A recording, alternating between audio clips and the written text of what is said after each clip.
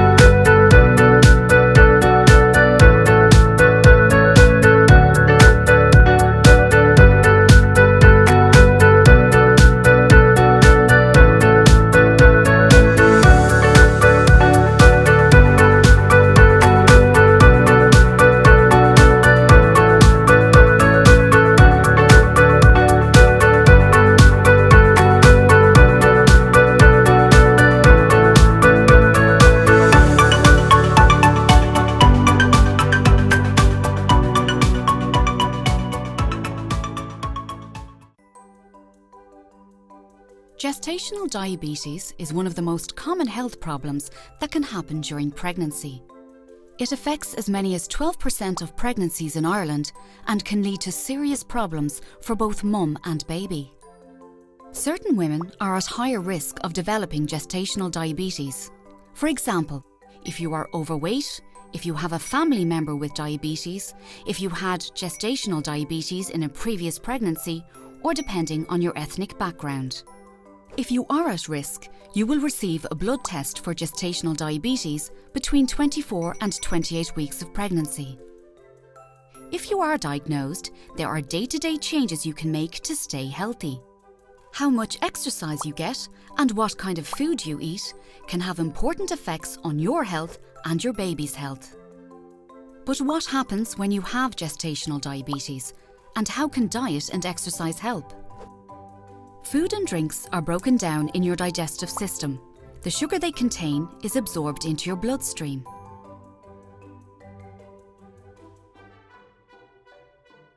But sugar needs insulin to work. Insulin is made by the pancreas and helps sugar get into your cells. Insulin acts like a key that lets the sugar move from the bloodstream into the cells of your body, where it is used for energy. Pregnancy hormones change the way insulin works in your body. In the later stages of pregnancy, these changes make it difficult for insulin to unlock the cells and allow the sugar to enter. This is what is known as insulin resistance. Some insulin resistance is normal in pregnancy, but this means that your pancreas needs to work extra hard to keep blood sugar levels in a healthy range. When you have gestational diabetes, your pancreas is not able to keep up. As a result, too much sugar is left in the blood. However, a carefully planned diet with high-fibre carbohydrates and no added sugar can make it easier for your body to manage the sugar in your blood. Exercise will also help keep blood sugar low, as it improves insulin's ability to unlock the cells and uses up sugar for energy. If blood sugar is controlled, your chances of a healthy pregnancy are the same as a non-diabetic mum. This makes diet and exercise powerful tools for a healthy pregnancy. However, if blood sugar is not well controlled, this can lead to problems in both mum and baby. In a study of 23,000 pregnant women around the world, researchers found a link between high blood sugar in mum and babies that had grown too big.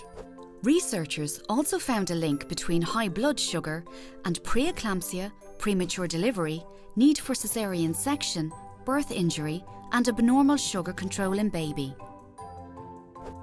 Diabetes during pregnancy can also put you and your baby at risk for problems later in life, including type 2 diabetes and heart disease.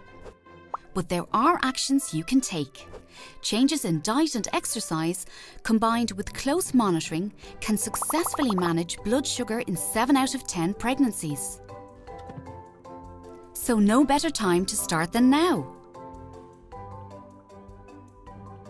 To learn more about Irish research on maternal and newborn health, you can visit the HRB Mother and Baby Clinical Trial Network's website.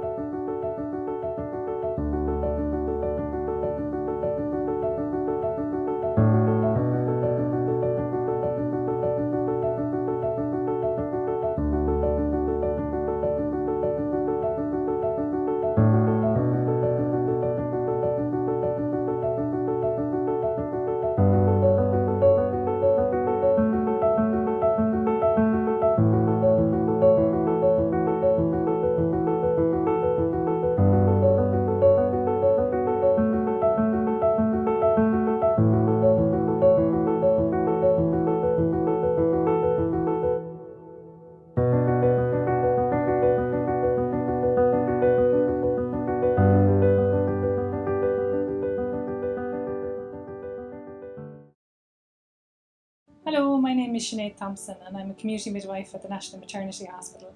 I designed and created labour hopscotch in 2015 in response to an increase in the epidural rates and also in medical interventions during labour and birth. The principle of labour hopscotch is to encourage optimal fetal positioning. This means having your baby's head in the optimum position, lined up so it can descend into the pelvis in the optimum position for labour. When this happens, it triggers the spontaneous onset of labour.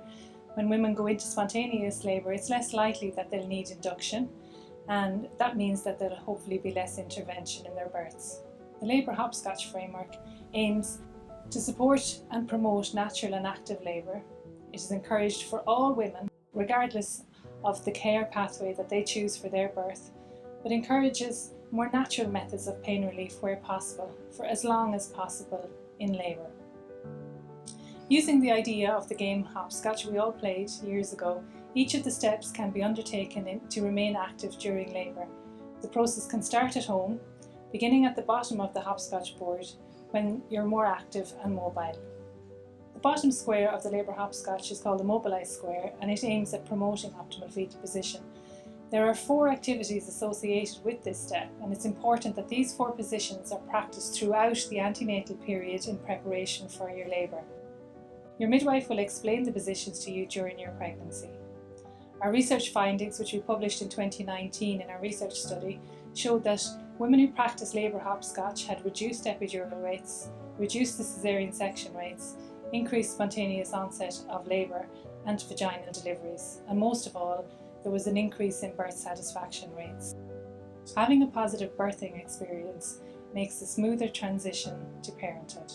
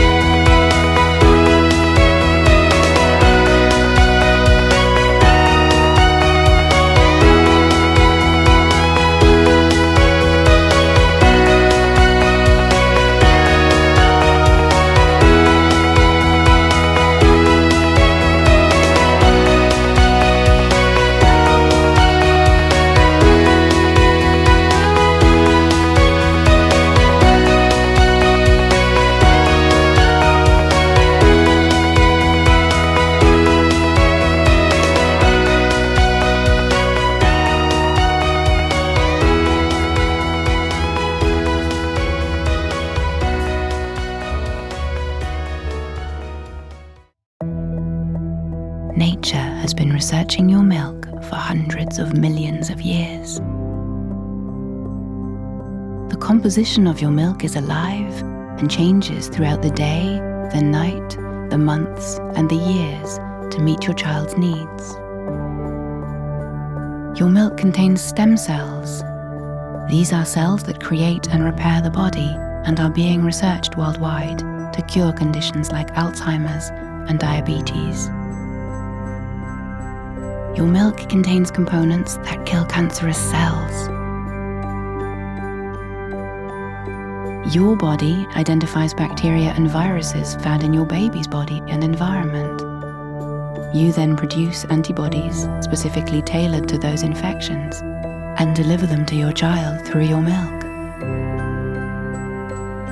Your milk appears to switch on a gene in your baby's body, which produces a hormone called leptin. This hormone tells your baby when his tummy is full, protecting him against overeating. Your milk contains oxytocin, a hormone that induces relaxation and feelings of well-being in your child and in you. It's all in you.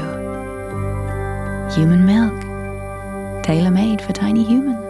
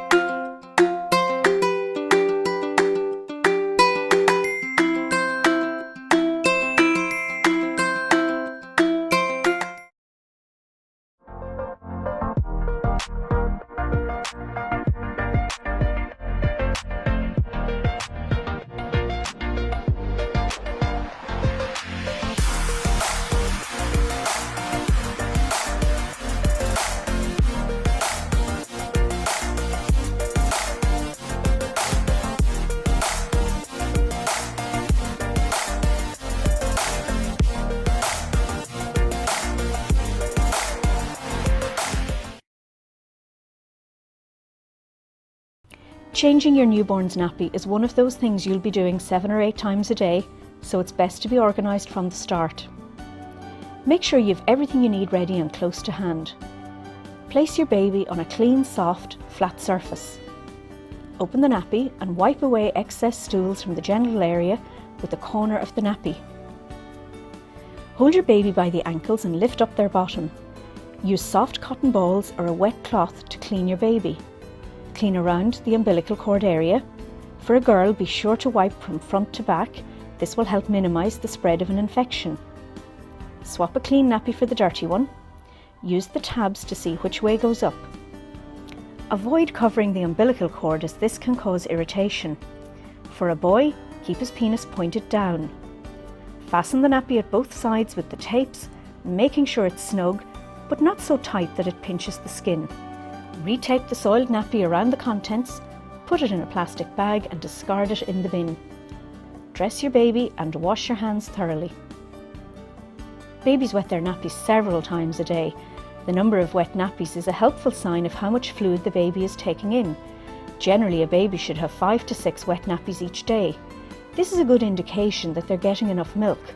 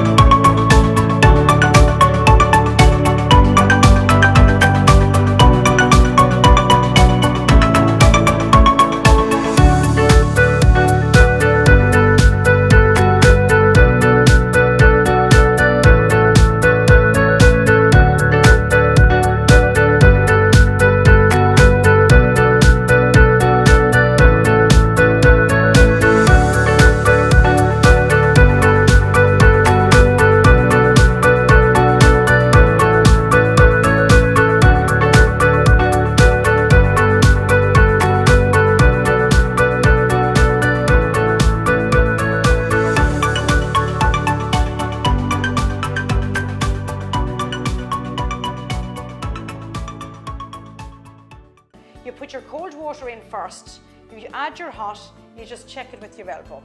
If it's comfortable for your elbow, it's fine for the baby. It's about 36 degrees centigrade, the water temperature. You put your hand underneath the baby's head like that. You just took the baby under your elbow resting on your hip. Now I'm holding the baby in the same position and I'm going to wash the baby's hair.